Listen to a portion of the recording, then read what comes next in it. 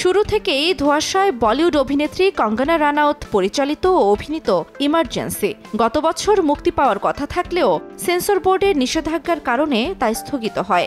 এরপর প্রেক্ষাগৃহে মুক্তির আগে ভারতের কিছু সম্প্রদায়ের অনুভূতিতে আঘাতের অভিযোগে পরে সমালোচনার মুখে।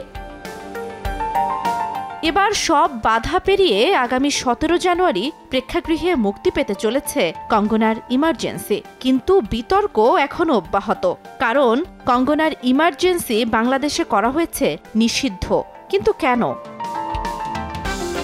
দুই দেশের মধ্যে চলা রাজনৈতিক উত্তেজনা ও টানাপোড়েনের কারণেই এই সিদ্ধান্ত নেওয়া হয়েছে বলে জানা গেছে। 1966 থেকে 1977 সাল এবং 1980 থেকে 1884 সালে মৃত্যুর দিন পর্যন্ত ভারতের প্রধানমন্ত্রী হিসেবে দায়িত্ব পালন করেন ইন্দিরা গান্ধী। সিনেমায় দেখানো হয়েছে 1971 সালে ইন্দিরা গান্ধী কিভাবে পাকিস্তানের বিরুদ্ধে বাংলাদেশকে মুক্তিযুদ্ধে সাহায্য করেছিল। সেই সময় পাকিস্তান বাংলাদেশের যুদ্ধে যাতে ভারত না জড়িয়ে পড়ে সেজন্য মার্কিন যুক্তরাষ্ট্র থেকে ক্রমাগত চাপ আসছিল, কিন্তু ইন্দিরা গান্ধী তার সিদ্ধান্তে অনড় ছিলেন।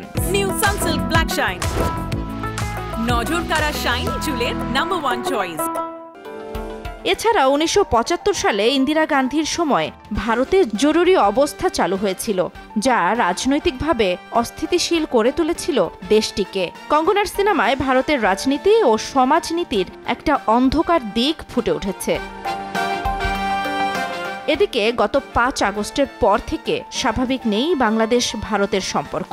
রাজনৈতিক ও সীমান্ত উত্তেজনা চরমে। তাই সংশ্লিষ্টরা মনে করছেন বাংলাদেশে কঙ্গনার ইমার্জেন্সিকে নিষিদ্ধ করার পেছনে এটাই কারণ হতে পারে। ফলে বিশ্ববাজারে সিনেমাটির আয়ের ওপর বড় প্রভাব পড়বে বলে মনে করছেন অনেকে।